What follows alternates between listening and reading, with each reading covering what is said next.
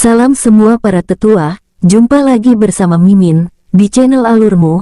Semoga para pendengar Alurmu selalu senantiasa dinaungi kebahagiaan, kesehatan, serta rezeki yang cukup. Oke, Mimin langsung lanjut ceritanya. Selamat mendengarkan, dan hidupkan imajinasi para tetua. Cerita pun dimulai.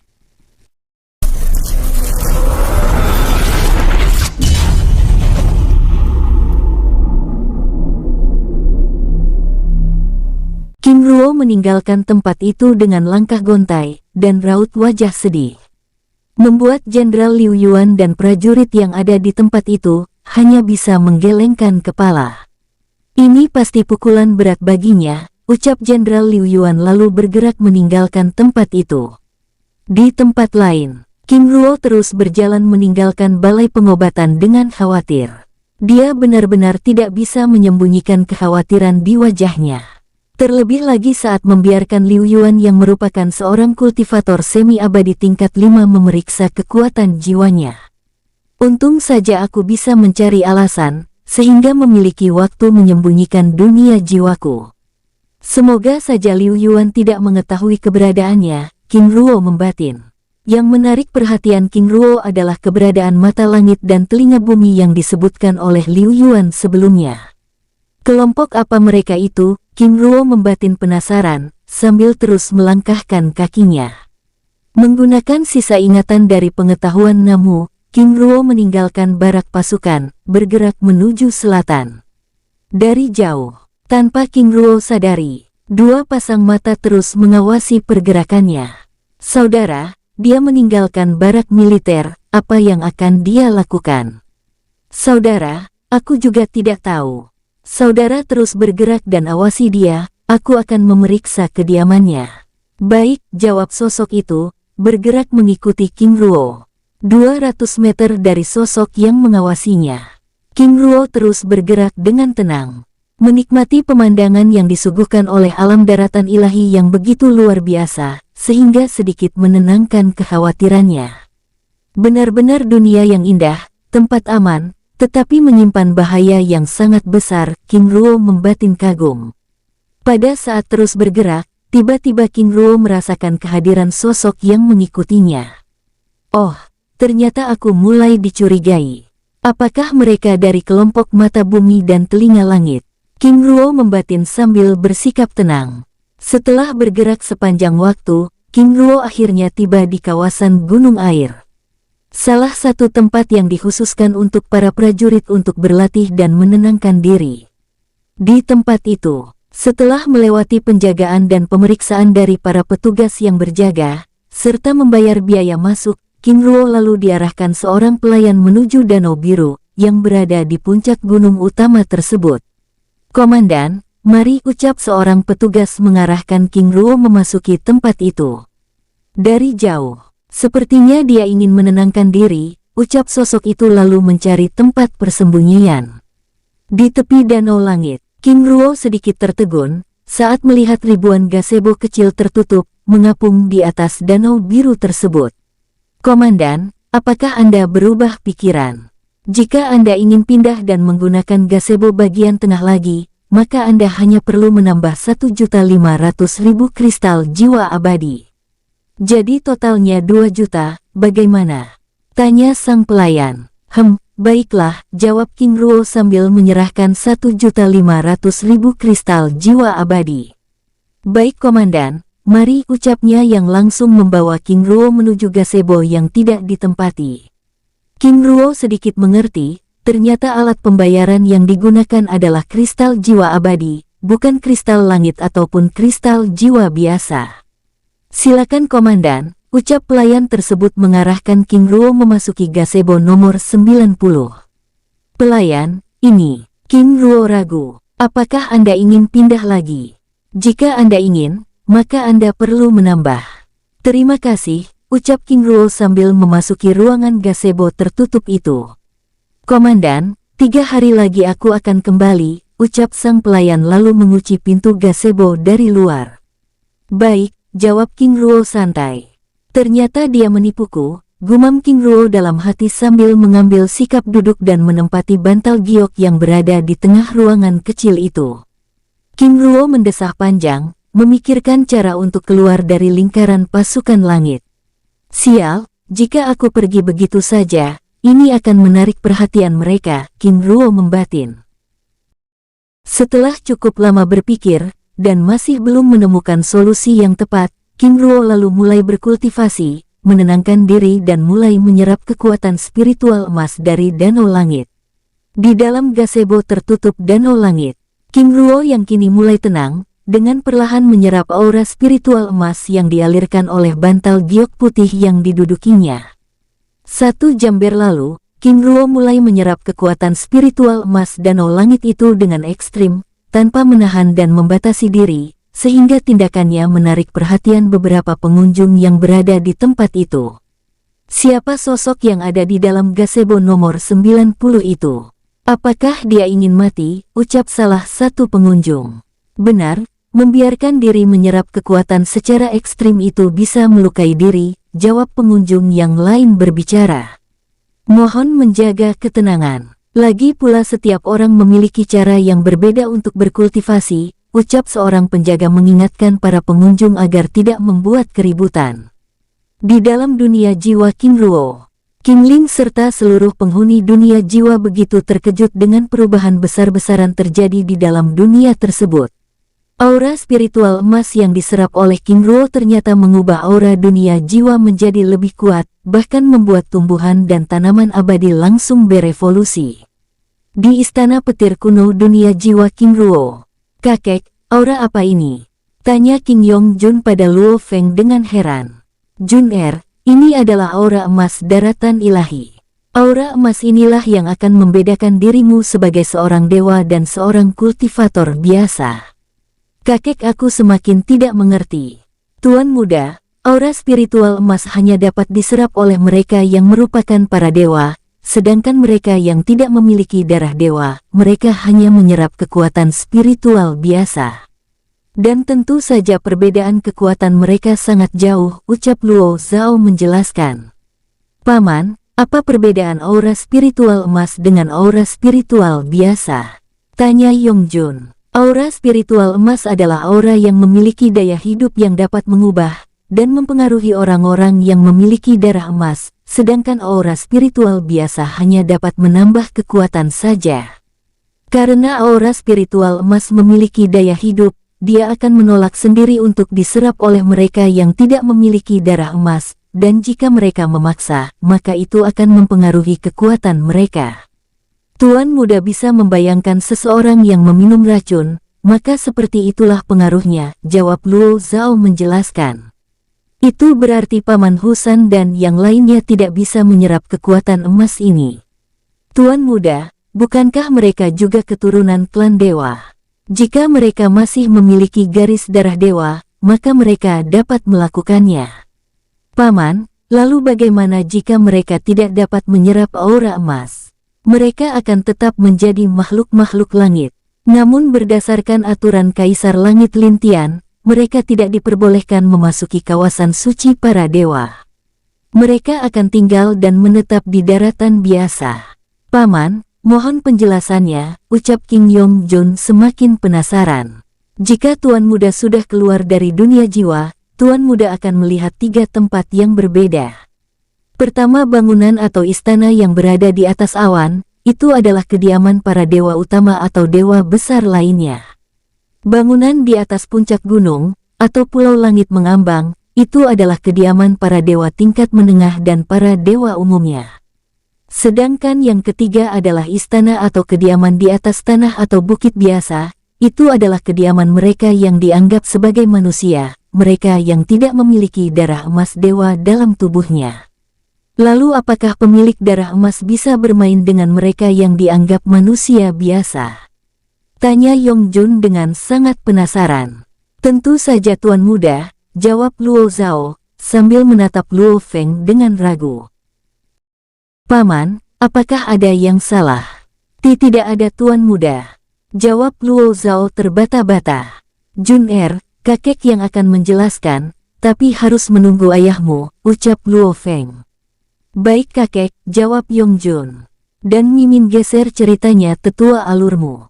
Di luar dunia jiwa, Gazebo Danau Langit. 3 hari berlalu begitu saja. King Ruo yang sedang memurnikan kekuatan spiritual emas dikejutkan dengan kedatangan petugas tempo hari lalu. Komandan, waktunya telah berakhir. Jika komandan ingin tetap berada di dalam ruangan, mohon komandan mengkonfirmasi dan membayar biaya tambahan. Aku rasa cukup, ucap King Ruo sambil berdiri dan merasakan perubahan aura yang begitu signifikan dari tubuhnya. Ini lebih nyaman, bahkan kekuatanku sepertinya meningkat, hanya saja tingkat kultivasiku tidak mengalami perubahan sedikitpun.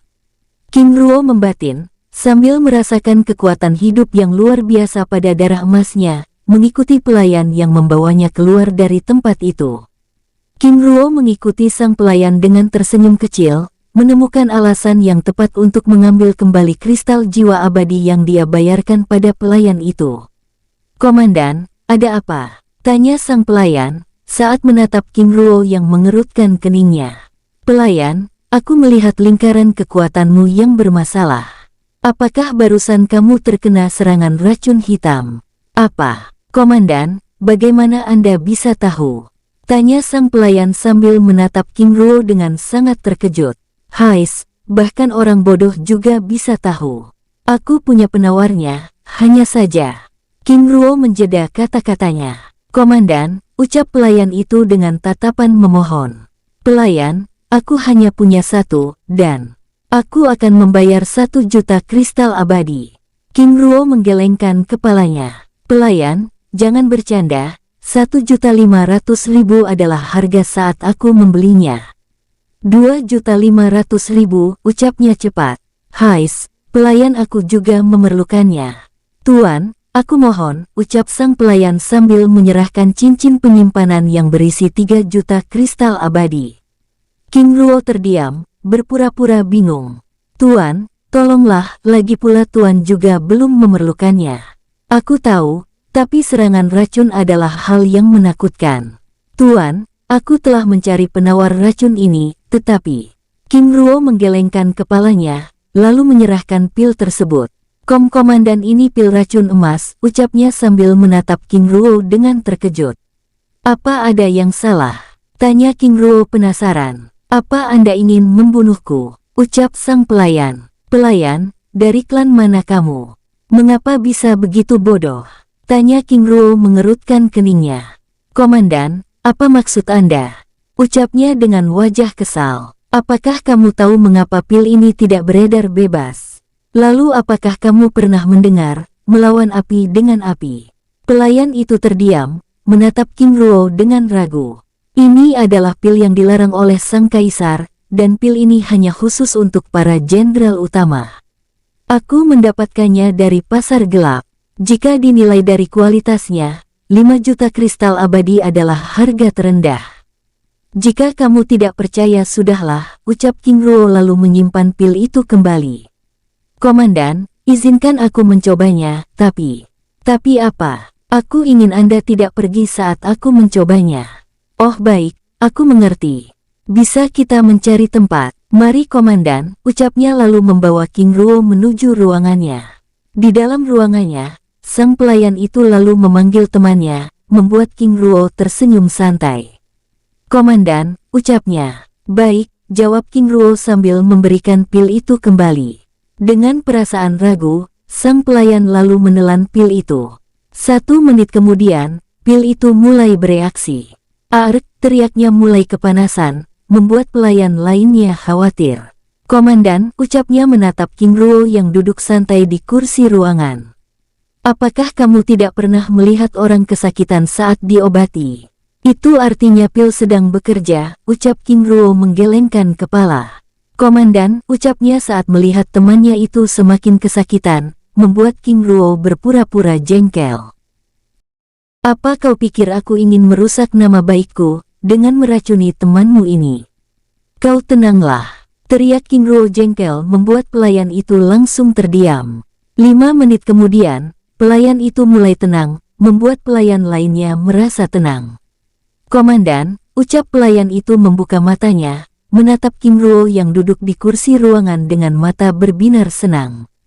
Bagaimana? Tanya King Ruo. Terima kasih komandan, ucapnya sambil menangkupkan tangannya. Baiklah, karena urusan sudah selesai, aku pergi dulu, ucap King Ruo berdiri dari kursinya. Terima kasih komandan, ucap pelayan itu sekali lagi sambil berdiri dari tempat duduknya. Pelayan, tolong rahasiakan hal ini, ucap King Ruo berbicara melalui telepati. Baik komandan, jawab sang pelayan dengan wajah serius. Setelah urusannya dengan pelayan Danau Gunung Langit selesai, King Ruo lalu keluar dari tempat itu, memasuki kota kecil yang berada di sekitar kawasan gunung. Di sepanjang tempat yang dilewati, tampak beberapa sosok mata menatap King Ruo dengan heran. Aura emas, ucap para pemuda yang berada di kedai membicarakan keberadaannya, yang secara tidak langsung terdengar oleh King Ruo. Tidak memiliki aura emas, itu berarti kota ini adalah klan lemah, King Ruo membatin sambil terus berjalan dan mengubah auranya. Tidak lama kemudian, King Ruo lalu singgah di kedai sederhana, yang khusus menjual minuman. Tuan, ucap seorang pelayan wanita menyambut kedatangan King Ruo dengan ramah. Nona, aku ingin minuman terbaik di tempat ini, ucap King Ruo duduk di kursi yang berada di sudut ruangan. Baik tuan, jawab sang pelayan berlalu pergi. Sambil menunggu pesanannya datang, King Ruo duduk dengan santai, mendengar perbincangan para pengunjung yang berada di tempat itu. Saudara, sebentar lagi akan diadakan perekrutan prajurit langit, dan ini adalah kesempatan kita. Benar, aku juga sudah bosan hidup di lingkungan klan kecil. Aku juga ingin memiliki darah dewa. Dengan demikian barulah kita bisa tinggal dan berada di atas langit. Aku bahkan ingin tinggal di istana atas awan, ucap pemuda lain menimpali. Saudara jangan berharap terlalu tinggi. Golongan manusia biasanya hanya bisa menjadi dewa tingkat rendah. Perlu ribuan tahun untuk bisa menjadi dewa tingkat menengah, dan itu pun jika kita mampu, apalagi membayangkan dirinya bisa tinggal di istana atas awan, bukankah itu terlalu mengada-ada? King Ruo yang mendengar perbincangan itu hanya bisa mencoba memahami percakapan mereka. Tidak lama kemudian, pelayan sebelumnya membawa minuman. Tuan, selamat menikmati. Apa ada lagi yang ingin dipesan tuan? Tanya sang pelayan. Pelayan, aku ingin tahu, apakah di kota ini ada rumah lelang? Tanya King Ruo bertanya. Ada tuan, rumah lelang keluarga Sang, hanya saja, jawab pelayan itu ragu. Pelayan, ada apa? Rumah lelang itu menjual barang dengan harga yang sangat mahal. Tidak masalah. Itu berarti mereka menjual barang bagus, ucap King Ruo santai. Baiklah, aku sudah mengingatkan tuan, ucap pelayan itu, lalu meninggalkan King Ruo. Cukup lama King Ruo berada di tempat itu, mencari informasi penting dengan mendengarkan percakapan para pengunjung yang datang. Karena waktunya sebagai komandan pasukan terikat, setelah membayar minumannya, King Ruo lalu meninggalkan tempat itu. Sambil melangkahkan kakinya, King Ruo mengubah tampilan wajah aslinya, bergerak menuju rumah lelang klan Sang yang dijelaskan oleh pelayan kedai sebelumnya. Dari jauh, dua pasang mata yang mengawasi pergerakan King Ruo begitu kelabakan. Saudara, di mana dia? Aku bahkan tidak melihat dan merasakan jejak auranya. Saudara, aku juga demikian. Dia benar-benar mencurigakan. Tidak heran Jenderal Liu Yuan meminta kita untuk mengawasinya, jawab temannya bergerak di antara kerumunan banyak orang, mencari sosok King Ruo yang menyamar menjadi namu sebelumnya. Di antara kerumunan itu, King Ruo yang telah menjadi dirinya sendiri, merasakan kehadiran aura yang mengawasinya. Bangsat, ternyata mereka masih mengawasiku, King Ruo membatin menatap dua sosok yang mempercepat langkahnya di antara kerumunan banyak orang. Dengan tenang, King Ruo mendekati kedua sosok itu, lalu menembakkan mantra pencari jejak dan menandainya. Setelah itu King Ruo kembali melanjutkan tujuannya. Setelah berjalan cukup lama, King Ruo akhirnya melihat bangunan pagoda berwarna merah setinggi 12 tingkat, yang dikunjungi sedikit orang. Di halaman masuk tempat itu, terpampang papan nama rumah lelang keluarga Sang. Ada yang bisa saya bantu tuan? Tanya seorang wanita cantik menghampiri King Ruo dengan ramah. King Ruo menganggukkan kepalanya. Nona, aku ingin mencari beberapa jenis sumber daya, tetapi dapatkah aku bertemu dengan pengelola tempat ini? Ucap King Ruo. Kebetulan sekali tuan, aku Sang Fuyue, manajer rumah lelang ini, jawab sang wanita dengan ramah. Oh kebetulan sekali, ucap King Ruo sedikit terkejut. Dia tidak menyangka jika wanita yang ada di hadapannya itu ternyata pengelola rumah lelang itu. Nona Fuyue, bagaimana jika kita mencari tempat untuk berbicara? Oh, mari tuan, ucapnya gugup sambil membawa King Ruo menuju ruangannya. Nona Fuyue, bukankah sangat aneh jika sang manajer ikut langsung bekerja? Tanya King Ruo berbasa-basi. Tuan, tidak ada yang aneh dengan hal itu. Justru dengan terlibat, kita dapat mengetahui secara langsung kinerja pekerja kita. Nona benar-benar seorang manajer yang luar biasa, ucap King Ruo memuji, sambil mengamati lantai dasar yang merupakan tempat khusus menjual berbagai jenis sumber daya. Mari tuan, ucapnya lalu mengarahkan King Ruo menuju ruangannya yang ada di lantai 7. Sepanjang jalan menuju ruangan itu, King Ruo dapat merasakan puluhan sosok yang merupakan para kultivator tingkat Raja Dewa, hingga Kaisar Dewa bersembunyi di balik ruangan. Bahkan pada saat berada di lantai 6, King Ruo mulai merasakan kehadiran semi-abadi tingkat dasar. Sungguh penjagaan yang cukup kuat, King Ruo membatin. Hingga akhirnya tiba di ruangan Sang Fuyue. Mari tuan, ucapnya mempersilakan King Ruo dengan ramah. Terima kasih Nona, balas King Ruo lalu mengikuti sang wanita memasuki ruangan. Di dalam ruangan, Jiu Sang Fuyue terlihat begitu canggung dan kikuk, membuat King Ruo tersenyum-senyum sendiri. Nona Fuyue, apakah ada yang salah? Tanya King Ruo. Tidak ada tuan, ucap sang wanita sambil mempersilakan King Ruo duduk pada kursi. Nona, aku ingin mencari sumber daya tingkat tinggi, lalu aku juga ingin membeli informasi. Apakah bisa? Tanya King Ruo. Jika sumber daya, saat ini kami hanya memiliki 2 item saja, yaitu akar pohon willow bumi dan ginseng perak. Untuk informasi, tuan bisa bertemu dengan senior Sang Lin, tapi saat ini senior Lin sedang keluar, apakah tuan bisa menunggu? Tidak masalah, jawab King Ruo. Tuan, apakah Anda juga ingin melihat sumber daya yang lainnya? Baik, tapi aku ingin melihat akar willow bumi dan ginseng perak dahulu, ucap King Ruo. Baik tuan. Dia lalu membawa King Ruo keluar dari ruangan, menuju gudang penyimpanan. Tidak lama kemudian mereka akhirnya tiba di gudang penyimpanan. Di tempat itu, Jiu Fuyue lalu mengeluarkan 2 item sumber daya yang dimaksud. Bagaimana tuan? Aku ambil semua, jawab King Ruo tanpa ragu. Baik, total harga, 10 juta kristal jiwa abadi, ucapnya ragu. King Ruo sedikit terkejut, karena sumber daya tersebut memang sangat mahal. Walaupun demikian, King Ruo tetap tersenyum santai. Nona Fuyue, di dalam cincin penyimpananku ini ada 5 juta, tapi apakah aku bisa mencukupinya dengan sumber daya yang aku miliki?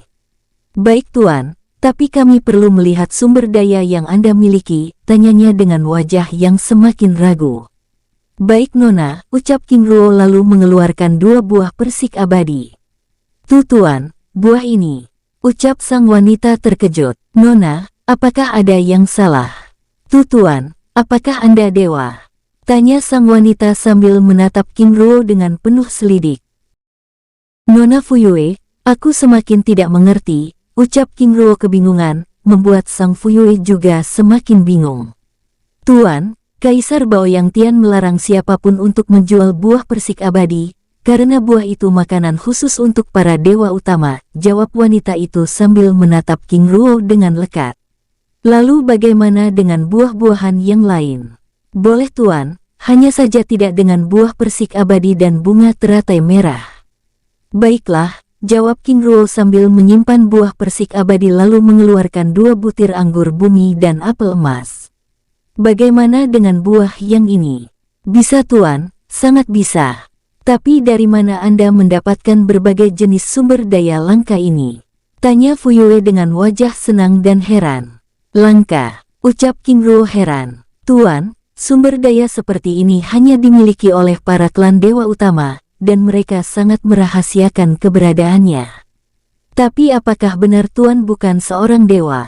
Ucapnya menatap King Ruo dengan penuh selidik. Nona, apakah aku ini terlihat seperti dewa? Jiu Fuyue menggelengkan kepala, tersenyum kecil. Nona, ada apa? Apakah Tuan mengambilnya dari orang lain? Tanya Sang Fuyue dengan senyum penuh arti. Nona, apakah aku terlihat seperti pencuri? Tuan, jika Anda bukan dewa, hanya ada satu kemungkinan, Anda mengambilnya dari orang lain, karena buah-buahan abadi hanya milik para dewa, dan mereka selalu menempatkan penjagaan dan pengawasan yang begitu luar biasa pada tanaman abadi yang mereka miliki.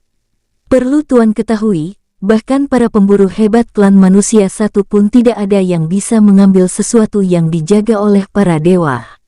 Nona, apakah Anda percaya dengan keberuntungan? Tanya King Ruo. Sang Fuyue menganggukkan kepalanya. Tuan, maaf sebelumnya. Aku hanya penasaran saja. Tidak apa-apa, ucap King Ruo ramah.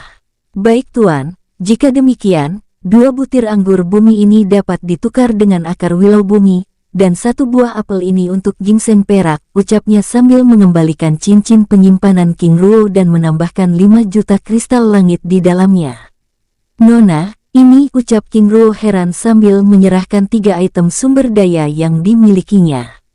Tuan, ini adalah keberuntungan kami, ucapnya sambil meraih buah-buahan abadi dari King Ruo. Setelah menukar sumber daya yang dimilikinya dengan akar wilau bumi dan ginseng perak, Sang Fuyue lalu meninggalkan tempat itu menuju lantai 6 dan lantai 5 yang merupakan tempat penjualan sumber daya lainnya. Di tempat penjualan, Sang Fuyue menemani King Ruo dengan perasaan berdebar-debar. Sesekali dirinya menjawab pertanyaan King Ruo, yang begitu tertarik dengan kitab-kitab teknik jurus tingkat rendah daripada kitab jurus tingkat tinggi. Ini aneh, apakah dia dewa yang menyamar, atau manusia baru dari salah satu 3 benua yang ada? Tapi itu tidak mungkin, karena Kaisar Baoyang Tian telah menutup semua pintu masuk ke daratan ilahi. Sang Fuyue membatin. Setelah sepanjang waktu berada di tempat penjualan barang, King Ruo akhirnya membeli beberapa barang, namun dia terlihat jenuh. Nona Fuyue, bagaimana dengan lantai 8 dan selanjutnya? Tuan, lantai 8 dan selanjutnya adalah tempat terlarang dan rahasia, bahkan aku sendiri tidak diperbolehkan untuk memasukinya. Apakah Tuan perlu sesuatu lainnya? King Ruo menganggukkan kepalanya. Nona, sepertinya aku perlu tempat untuk beristirahat, jawab King Ruo sambil tersenyum ramah. Ada Tuan, kami bahkan menyediakan tempat khusus bagi pelanggan istimewa kami, di lantai 4. Mari Tuan, ucapnya sambil membawa King Ruo meninggalkan ruangan itu dengan perasaan sedikit bersalah. Tindakan Sang Fuyue yang melayani King Ruo dan cara dia memperlakukannya menarik perhatian para pengunjung dan para pekerja di tempat itu. Setelah King Ruo dan Sang Fuyue meninggalkan tempat itu, beberapa pengunjung mulai membicarakannya. Bahkan beberapa pelanggan yang biasanya datang di tempat itu langsung menanyakan hal tersebut pada para pelayan. Maaf tuan-tuan, kami juga tidak tahu, jawab para pelayan itu jujur. Jawaban para pelayan membuat para pengunjung itu semakin penasaran, terlebih lagi para pemuda yang menyukai Sang Fuyue. Siapa pemuda itu, dan apa latar belakangnya, sehingga membuat Nona Sang Fuyue lengket seperti itu, ucap mereka membatin. Di tempat lain, King Ruo yang tidak mengetahui jika dirinya menjadi pusat pembicaraan banyak orang, terus berjalan dengan santai mengikuti Sang Fuyue yang membawanya menuju tempat peristirahatan khusus pelanggan. Tuan, ini adalah penginapan khusus yang kami sediakan untuk para pelanggan. Semoga Tuan suka. Silakan Tuan, ucapnya sambil membuka pintu ruangan. Nona Fuyue, terima kasih, ucap King Ruo lalu memasuki ruangan. Baik Tuan, selamat beristirahat. Jika senior Sang Lin tiba, aku akan segera mengabari Tuan. Baik, terima kasih Nona, ucap King Ruo dengan senyumnya yang ramah. Tuan, ucap Sang Fuyue ragu. Iya Nona, ada apa? Nama Tuan? King Ruo, jawabnya dengan ramah. Baik Tuan King Ruo, Selamat beristirahat, ucap Fuyue sambil menangkupkan tangannya dengan hormat lalu meninggalkan tempat itu. Setelah sang Fuyue pergi, King Ruo lalu menutup pintu kamar, lalu merebahkan tubuhnya di atas tempat tidur. Matanya yang tajam menerawang ke langit-langit kamar. Daratan ilahi ternyata sangat rumit. Selain adanya perbedaan tempat antara ras manusia dan para dewa, aturan yang dibuat oleh Baoyang Tian juga sangat mendiskriminasi ras manusia. Seberapa kuat kaisar ini? King Ruo membatin lalu mengambil sikap duduk. Tidak boleh bermalas-malasan, ucapnya lalu mempelajari kitab-kitab dasar yang dia beli di dalam rumah lelang sebelumnya. Di tempat lain, sang Fuyue yang berjalan menuju ruangannya tampak sedang berpikir keras. King, bukankah itu klan dewa kuno yang berada di wilayah terpencil selatan? Tapi tuan muda ini adalah manusia biasa. Apakah dia memiliki hubungannya dengan klan dewa kuno itu? Tidak mungkin, tuan muda King Ruo bahkan terlihat sangat awam dengan dunia ini. Tapi sumber daya langka itu, batin sang Fuyue penasaran. Tindakan sang Fuyue yang sedang berbicara sendiri itu menjadi pusat perhatian beberapa pelayan yang sedang berpapasan dengannya. Coba lihat, nona kita sepertinya sedang jatuh cinta, ucap pelayan itu, yang tiba-tiba terdengar oleh sang Fuyue yang langsung mengubah sikapnya. Kalian, kemari, ucap Fuyue memanggil kedua pelayan yang sedang membicarakannya. Ya nona, ada apa? Tanya salah satu pelayan berpura-pura tidak tahu. Sebelumnya aku telah mendengarkan percakapan kalian. Jadi jangan sampai hal itu tersebar, karena itu bisa menjadi fitnah, dan hal itu bisa saja merusak reputasi rumah lelang ini, ucap sang Fuyue. Baik nona, kami mengerti, jawab para pelayan itu lalu bergegas pergi melanjutkan pekerjaannya.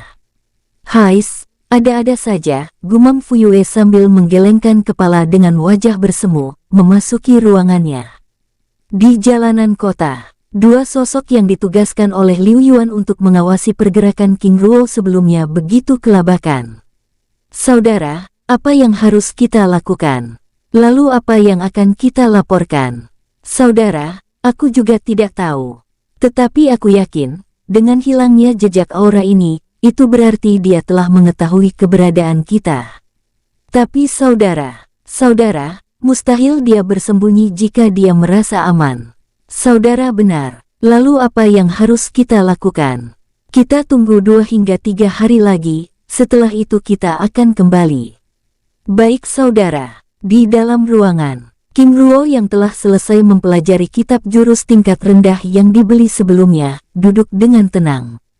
Sus, Huo Mingzi muncul di dalam ruangan, menatap beberapa kitab jurus tingkat rendah yang ada di atas meja. Penguasa, ini, ucapnya sambil menatap King Ruo dengan heran. Mingzi, apa yang kamu pahami dengan tempat yang sangat damai?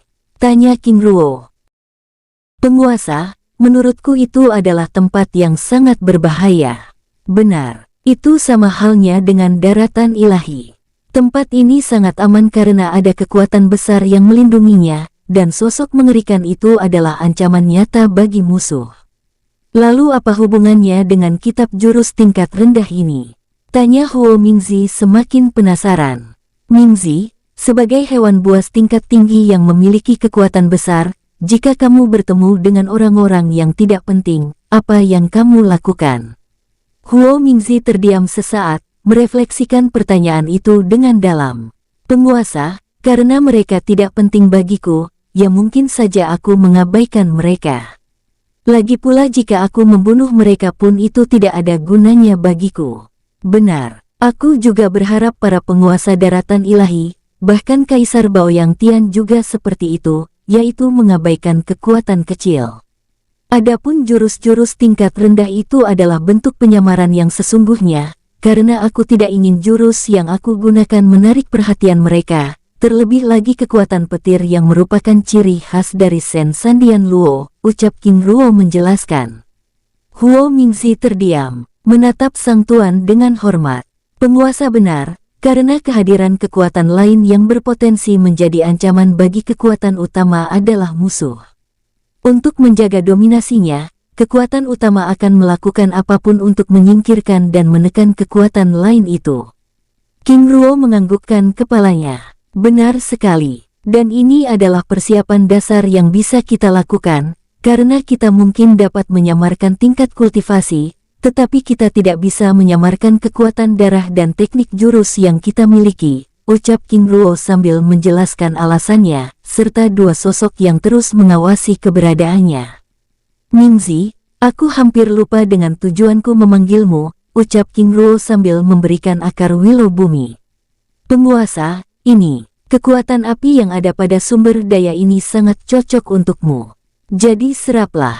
Baik penguasa. Terima kasih, ucap Huo Mingzi, sang kilin api hitam itu dengan gembira. Baiklah, kembali dan seraplah. Baik, tapi bagaimana dengan penguasa sendiri?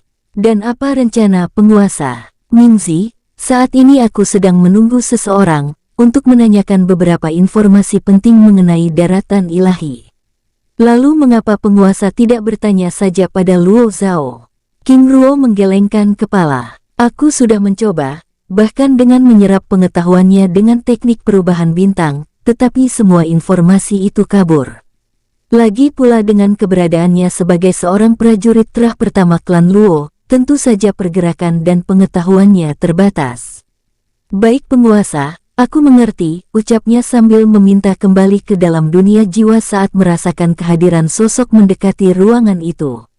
Baru saja Huo Mingzi kembali ke dalam dunia jiwa, tiba-tiba aura yang dikenal oleh King Ruo mengetuk pintu.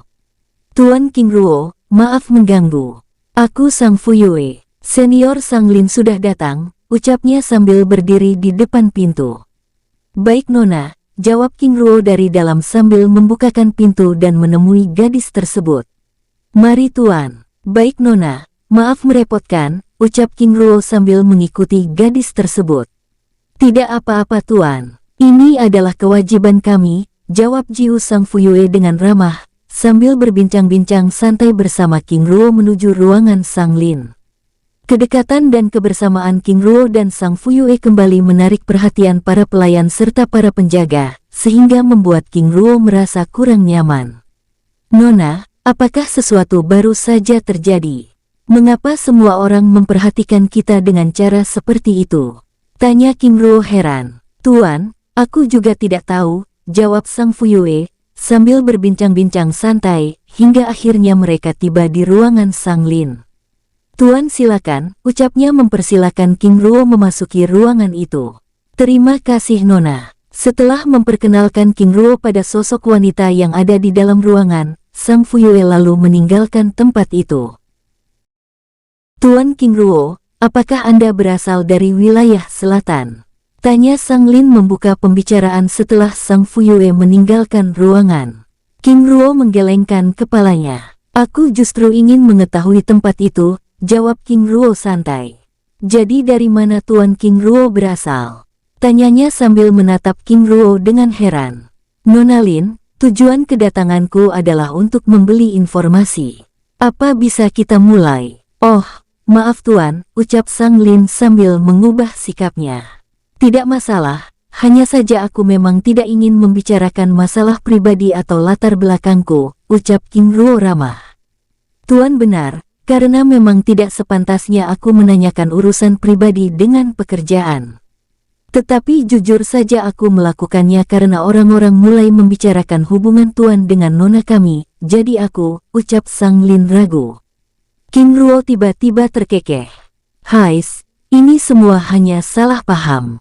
Perlu Nona ketahui bahwa aku tidak memiliki hubungan apapun. Bahkan saat ini aku sudah memiliki istri dengan 3 anak. Aku mengerti, tapi bukankah seseorang bisa memiliki lebih dari 1 istri? Ucap Sang Lin menggoda. Nona Lin benar, tapi setiap orang pasti memiliki prinsip yang berbeda mengenai hal itu. Baiklah. Informasi apa yang ingin Tuan King Ruo perlukan? Pertama aku ingin mengetahui informasi dasar mengenai daratan ilahi. Meliputi aturan dasar, kekuatan yang ada, dan aku juga perlu peta yang lengkap. Apa? Sang Lin terperangah, menatap King Ruo dengan heran. Nona Lin, apa ada yang salah? Tuan, apa Anda bercanda? ucapnya sambil memperhatikan King Ruo dengan tatapan penuh selidik. Apa aku terlihat seperti bercanda? Tanya King Ruo. Jika peta yang Anda perlukan, itu masih masuk akal, tetapi menanyakan sesuatu di mana Anda tinggal, itu sangat lucu. Nona Lin, jika aku mengatakan bahwa aku tidak berasal dari daratan ilahi, apakah Anda percaya? Tiba-tiba Sang Lin yang tersenyum sendiri, terdiam. Tuan, jangan bercanda. Daratan ilahi adalah dunia tertutup sejak 700 tahun lalu. Satu-satunya celah yang dapat digunakan untuk memasuki tempat ini adalah gerbang pilar langit, dan jalan itu selalu dilindungi oleh pasukan jubah emas, ucap Sang Lin. Aku yakin Nona Lin pasti tidak percaya dengan hal itu, namun bisakah Nona menyediakan informasi dan peta yang aku perlukan sebelumnya? Sang Lin yang masih dalam suasana perasaan ragu dan bimbang itu menganggukkan kepala. Bisa Tuan. Tunggu sebentar, ucapnya beranjak dari kursinya menuju ruangan rahasia yang berada di balik dinding ruangannya. King Ruo yang ditinggalkan di dalam ruangan itu duduk dengan tenang, sambil menyesap minumannya yang telah disediakan. Dengan mata emas, King Ruo mulai memeriksa ruangan itu dan melihat 7 penjaga, yang merupakan para kultivator kaisar tingkat akhir, bahkan 2 di antaranya merupakan semi-abadi tingkat 2, berdiri dengan sikap siaga mengawasinya. Di tempat lain, di dalam ruangan rahasia, Sang Lin yang sedang mengumpulkan berbagai kitab informasi dasar mengenai daratan ilahi, serta aturan-aturan baru yang dikeluarkan oleh Kaisar Baoyang Tian hanya bisa menggeleng-gelengkan kepala.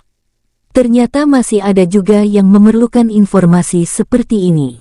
Apakah dia memang tidak berasal dari daratan ilahi? Ini sangat menarik. Walaupun demikian, tidak baik jika terlibat lebih jauh, karena itu bukanlah sesuatu yang bijak. Setidaknya informasi ini akhirnya ada yang membeli, batinnya senang sambil mengumpulkan kitab-kitab yang berisi informasi yang diperlukan oleh King Ruo. Di dalam ruangan, King Ruo yang ditinggalkan cukup lama oleh Sang Lin, duduk dengan tenang tanpa menunjukkan kegelisahan sedikitpun. Membuat 7 sosok yang berada di balik dinding ruangan merasa heran. Satu persatu dari mereka memeriksa King Ruo, namun mereka tidak menemukan sedikitpun kejanggalan. Sedangkan King Ruo yang tetap berada di tempat duduknya dapat melihat tindakan para kultivator itu dengan jelas, sehingga menjadi hiburan bagi King Ruo yang sebenarnya sudah sangat bosan. Tiba-tiba cincin penyimpanan King Ruo bergetar. Sial! Panggilan misi dari barak militer, ucapnya pelan, sehingga membuatnya terlihat tidak sabaran. Saudara lihat, dia sudah mulai gelisah. Benar, bukankah sebelumnya dia memeriksa lencana giok? Benar. Tidak lama kemudian, Sang Lin keluar dari ruangan rahasia. Tuan King Ruo, maaf membuat Anda menunggu lama, ucapnya sambil menyerahkan cincin penyimpanan pada King Ruo. Tidak masalah Nona Lin. Lalu bagaimana dengan harga? Tuan King Ruo, Anda cukup memberikan 3 buah apel emas, atau 5 butir anggur bumi abadi, ucapnya sambil menatap King Ruo dengan senyum penuh arti. Baiklah, jawab King Ruo memberikan cincin penyimpanan yang berisi 3 buah apel emas dan 3 butir anggur bumi abadi. Tuan ini, ucapnya sambil menatap King Ruo dengan lekat. Nona, apakah ada yang salah? Tuan, sebelumnya aku hanya bercanda. Semua kitab informasi dan peta yang ada di dalam cincin penyimpanan itu tidak lebih dari 1 juta kristal jiwa abadi. Tidak masalah Nona, anggap saja sebagai hadiah persahabatan, ucap King Ruo dengan tersenyum. Terima kasih Tuan. Baik Nona Lin, maaf, aku tidak bisa berlama-lama, karena aku ada sedikit urusan, ucap King Ruo sambil menyimpan cincin penyimpanan dari Sang Lin. Baik Tuan King Ruo, sering-seringlah kemari, ucapnya dengan ramah sambil menyerahkan lencana emas klan Sang. Nona, ini, Tuan adalah tamu kehormatan kami. Tuan dapat menggunakan lencana ini di setiap rumah lelang yang kami miliki. Baik Nona Lin, jika aku ada waktu, pasti aku akan kembali. Nona Lin, senang berbisnis dengan Anda, ucap King Ruo sambil menangkupkan tangannya dengan ramah lalu meninggalkan ruangan itu. Kami juga senang berbisnis dengan Anda, jawabnya sambil menemani King Ruo keluar dari ruangannya. Benar-benar tuan muda yang kaya, batinnya menatap kepergian King Ruo dengan senyum bahagia. Di luar ruangan, King Ruo lalu meninggalkan tempat itu dengan tergesa-gesa. Setelah keluar dari kawasan rumah lelang, King Ruo langsung mengubah tampilan dan auranya, bergerak keluar dari kerumunan banyak orang. Pada saat King Ruo terus bergerak meninggalkan kota kecil yang merupakan tempat pemukiman para manusia itu, King Ruo tiba-tiba merasakan kehadiran dua aura yang telah ditandai sebelumnya, bergerak mendekatinya. Bangsat, ternyata mereka masih berada di tempat ini. Baiklah, ucap King Ruo kembali mengubah auranya dan meninggalkan tempat itu, membuat kedua sosok itu gelagapan. Saudara, kita kehilangan jejaknya lagi. Terus cari, jawab yang satunya bergerak dengan tergesa-gesa. Di tempat lain, King Ruo yang telah meninggalkan kota kecil itu bergerak menuju hutan selatan kota. Setelah memastikan tempat itu benar-benar aman, dan tidak diikuti oleh kedua sosok yang terus mengawasinya, King Ruo lalu mengeluarkan Luo Zhao dari dalam dunia jiwa. Sosok itu muncul di hadapan King Ruo. Penguasa muda, ucapnya dengan sikap hormat. Luo Zhao, sebelumnya aku telah berjanji pada Jenderal Heian Bai dan Dalurong akan menemui Jenderal Luo Xing, tapi aku rasa aku tidak memiliki waktu. Maksud penguasa muda, ucap Luo Zhao sambil menatap King Ruo dengan heran. Luo Zhao, saat ini aku sedang menyamar sebagai komandan Namu, dan aku baru saja mendapat panggilan misi.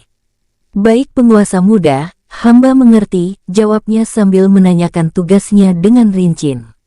Pergi dan temui mereka berdua. Sampaikan kepada mereka bahwa aku akan menemui mereka ketika misi ini selesai. Baik penguasa, jawab Luo Zhao. Sebelum pergi, King Ruo juga menjelaskan situasinya, serta tindakan yang harus dilakukan oleh Luo Zhao, lalu dia juga mengirimkan teknik perubahan bintang. Terima kasih penguasa. Baik, berhati-hatilah. Jangan pernah menunjukkan jati dirimu. Sebelum masalah ini selesai, ucap King Ruo lalu bergerak meninggalkan tempat itu. Baik penguasa, hamba mengerti, jawab Luo Zhao, sambil menatap kepergian King Ruo dengan hormat.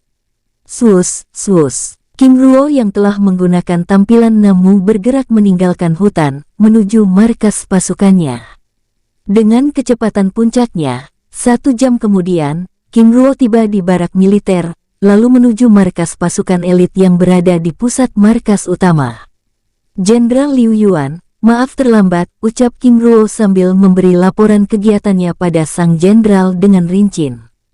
Baiklah, jawab Liu Yuan, lalu meminta King Ruo untuk berbaris pada pasukannya, menunggu para komandan pasukan yang lainnya tiba. Prajurit Choi, apa yang terjadi? Tanya King Ruo berbicara melalui telepati. Komandan, aku juga tidak tahu. Tiba-tiba saja pasukan elit dikumpulkan di tempat ini, jawab prajurit Choi dengan wajah penasaran. Baiklah, jawab King Ruo lalu berdiri dengan tenang. Di hadapan mereka, tampak Liu Yuan begitu gelisah, membuat semua orang yang ada di hadapannya ikut khawatir. Apakah ini misi tingkat tinggi? King Ruo membatin. Tidak lama kemudian seorang komandan pasukan tiba. Dari mana saja kamu? Tanya Jenderal Liu Yuan dengan tatapan kesal. Jenderal, aku, sana. Teriaknya meminta komandan itu berdiri bersama pasukannya. Terima kasih Jenderal. Ini sungguh konyol. Reaksi dan kesiapan kalian sebagai pasukan elit benar-benar mengecewakan. Ucapnya kesal, menatap 500 prajurit yang berdiri di hadapannya dengan kesal. Kalian para komandan, bawa pasukan ke gerbang teleportasi utama. Kita mendapat misi langsung dari Yang Mulia Kaisar untuk melakukan pemeriksaan di wilayah perbatasan utara, ucapnya membuat semua orang terkejut. Jenderal, bukankah kita sudah melakukannya bulan lalu, jawab seorang komandan pasukan. Apakah kamu ingin menentang Yang Mulia Kaisar? Tidak Jenderal, hamba tidak berani. Lalu tunggu apa lagi? Dengan tertib, pasukan itu lalu bergerak menuju gerbang teleportasi yang berada di halaman istana Sang Kaisar Baoyang Tian. Mengapa semua orang terlihat begitu ketakutan? Apakah ada yang salah dengan tempat itu? King Ruo membatin, sambil terus bergerak bersama pasukannya. King Ruo yang tidak mengetahui masalah yang terjadi di wilayah perbatasan utara itu hanya bisa tersenyum kecut. Utara, bukankah itu wilayah kekuasaan klan Shen Heian? Kebetulan sekali, ini adalah cara untuk keluar dari barak pasukan.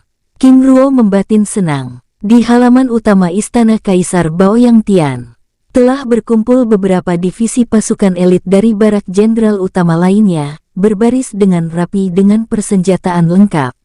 Di tangga istana, berdiri seorang pria paruh baya menggunakan jubah merah bergambar naga. Berbincang-bincang santai bersama Boyang Ran dan 4 jenderal utama lainnya. Tidak lama kemudian, King Ruo bersama pasukannya tiba di tempat itu. Dengan tenang mencari tempat dan ikut berbaris bersama pasukannya, adapun Liu Yuan yang memimpin pasukan itu langsung memberikan laporan kepada Boyang Ran yang disambut dengan dampratan. Mengapa begitu terlambat? Kalian ini pasukan elit, bukan prajurit biasa. Apa kalian pasukan keong? Ucap Boyang Ran kesal, membuat Liu Yuan dan seluruh pasukan yang ikut bersamanya terdiam. Benar-benar dunia yang keras, King Ruo membatin, menatap Liu Yuan yang terdiam menahan malu. Jenderal, silakan kembali, ucap pria paruh baya yang menggunakan jubah merah bergambar naga itu, berbicara pada Liu Yuan dengan tenang, sambil menatap 2.500 prajurit elit yang ada di hadapannya. Terima kasih Menteri Zhang Zeng, ucapnya sambil berlutut lalu kembali pada pasukannya. Kekuatan gelap muncul lagi. Kali ini muncul di wilayah perbatasan utara. Tugas utama pasukan elit adalah memeriksa, dan sedapat mungkin menangani masalah itu dengan tuntas, ucap Zhang Zeng dengan nada tegas. Kekuatan gelap, apakah ini alasan pasukan langit tidak mengirim pasukan dalam jumlah yang banyak dalam pertempuran di Samudera Kehampaan sebelumnya? King Ruo membatin. Jenderal, ucap Zhang Zeng meminta kelima jenderal utama yang ada di tempat itu untuk mengaktifkan gerbang teleportasi. Baik, jawab Baoyang Ran dan para jenderal lainnya. Baoyang Ran dan keempat jenderal utama, yang berada di tangga Istana Kaisar Langit itu membuat segel tangan, lalu menembakkan cahaya emas di antara 2 pilar emas yang ada di tengah halaman. Swung, kedua pilar emas itu bergetar, lalu dengan perlahan memunculkan pusaran angin emas di antara kedua pilar. Semakin lama pusaran angin emas itu membesar, lalu membentuk gerbang teleportasi. Sekarang, teriak Zhang Zeng. Dengan tertib, satu persatu prajurit yang ada di halaman istana memasuki pusaran angin emas dan lenyap di dalamnya. Sus, King Ruo dan pasukan ikut memasuki pusaran angin emas. Di dalam lorong dimensi ruang dan waktu, King Ruo yang sebelumnya memang tidak memperhatikan seluruh pasukan yang ikut dalam misi itu, tiba-tiba merasakan kehadiran 2 sosok yang sebelumnya mengawasi pergerakannya. Ternyata mereka adalah prajurit elit. Itu berarti pergerakan mereka berdasarkan perintah Liu Yuan. Ternyata dia mencurigaiku. King Ruo membatin, berpura-pura tidak mengenal kedua sosok itu. 5 jam berlalu, namun ujung lorong dimensi masih belum terlihat, membuat King Ruo mulai bosan. Seberapa jauh tempat itu, bahkan dengan kecepatan yang sangat ekstrim seperti ini saja masih belum sampai juga. King Ruo membatin. Di tempat lain, markas militer pasukan utara, Heian Bai dan Dalurong yang sedang berbincang-bincang di kediamannya tiba-tiba dikejutkan dengan kedatangan seorang prajurit. Prajurit, ada apa? Jenderal, seseorang ingin bertemu dengan Anda berdua. Baik, bawa dia masuk, ucap Heian Bai. Baik Jenderal, ucap sang prajurit lalu bergegas pergi. Saudara Dalurong, apakah dia saudara Ruo? Ucapnya dengan wajah gembira. Semoga saja, aku bahkan telah menyiapkan arak terbaik, ucap Dalurong senang.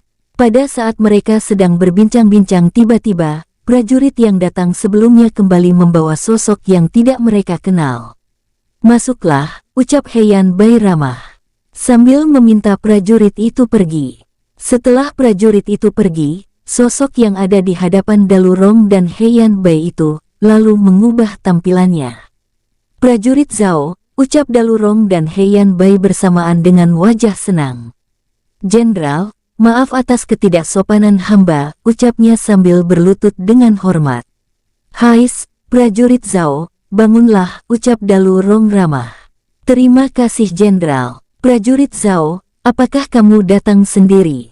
Lalu di mana saudara King Ruo? Jenderal, hamba datang sendiri dan hamba ditugaskan oleh Tuan Muda secara langsung untuk menyampaikan beberapa pesan. Oh, apa itu? Tanya Dalu Rong penasaran. Pertama, Tuan Muda minta maaf karena tidak dapat mengunjungi Jenderal berdua dalam waktu dekat. Kedua, Tuan Muda juga meminta Jenderal untuk tetap mengawasi Namu yang saat ini berada di penjara api langit.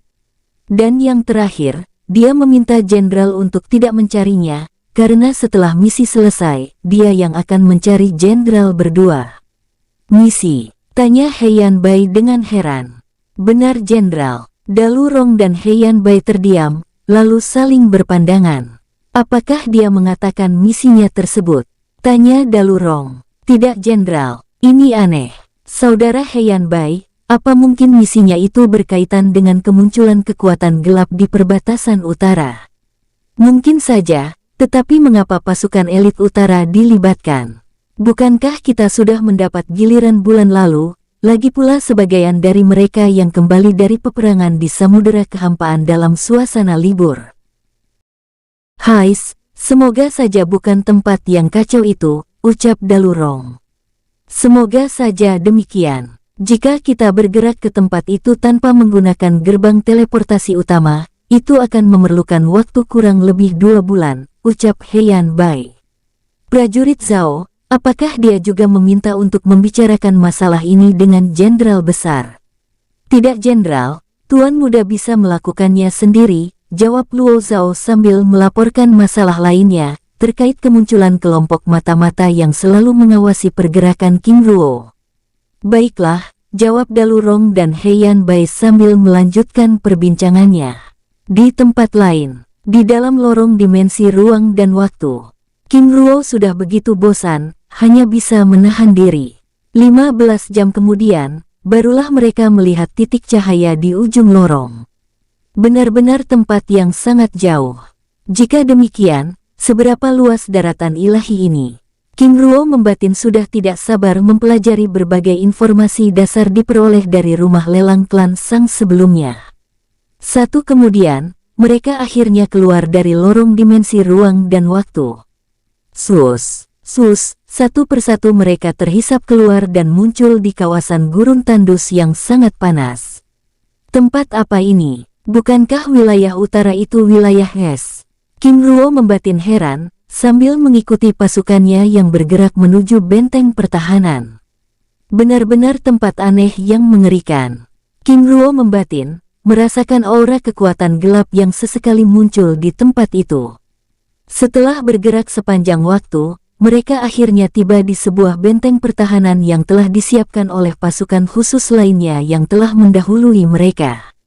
Segera pulihkan diri kalian. 3 jam lagi kita bergerak, ucap Jenderal Liu Yuan memberi perintah.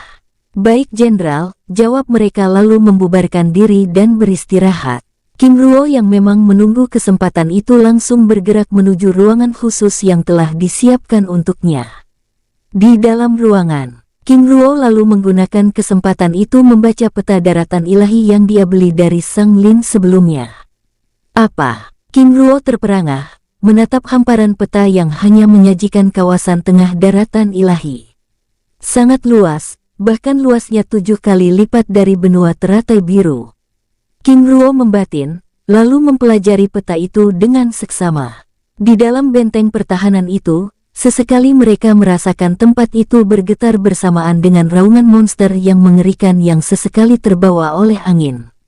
2 jam berlalu, King Ruo akhirnya selesai mempelajari peta tersebut.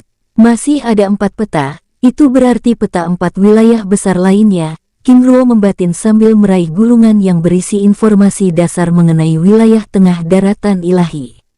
Informasi dasar ini ternyata sangat rinci. Ternyata wilayah tengah yang sangat luas ini hanya dihuni 25 klan dewa utama, 100 klan besar, dan 8.900 klan kecil. King Ruo membatin dengan serius mempelajari gulungan itu.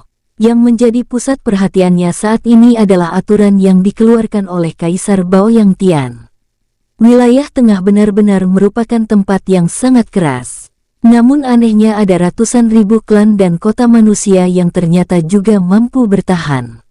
Pada saat dirinya sedang mempelajari informasi tersebut, tiba-tiba King Ruo merasakan aura beberapa sosok mendekati ruangannya. "Hais, mengganggu saja," ucapnya sambil menyimpan gulungan informasi yang ada di tangannya ke dalam cincin penyimpanannya. "Komandan Namu," ucap prajurit itu ragu. "Prajurit Choi, ada apa? Kami mohon komandan segera pergi ke aula utama benteng." "Prajurit Choi, wakil komandan Dong Yan, ada apa?" tanya King Ruo semakin heran. Jenderal Liu Yuan sedang bersitegang dengan para jenderal lainnya. "Kami bahkan telah memanggil komandan yang lainnya untuk membantu Jenderal Liu Yuan." "Hais, ada-ada saja," ucap King Ruo sambil keluar dari ruangannya, lalu mengikuti prajurit tersebut. Di dalam aula utama benteng, perdebatan panas terjadi di dalam ruangan itu. Bahkan Liu Yuan yang merupakan jenderal yang paling sabar tampak begitu marah. "Bagaimana bisa kalian berkata seperti itu? Bahkan pasukanku saja masih belum sepenuhnya pulih," ucap Jenderal Liu Yuan dengan wajah kesal. "Jenderal, saat ini kami hanya perlu meminta satu divisi dari pasukan kalian untuk membantu kami dalam pengintaian. Bagaimana mungkin tugas ini diserahkan sepenuhnya pada kami?" ucap jenderal yang lainnya bersikeras.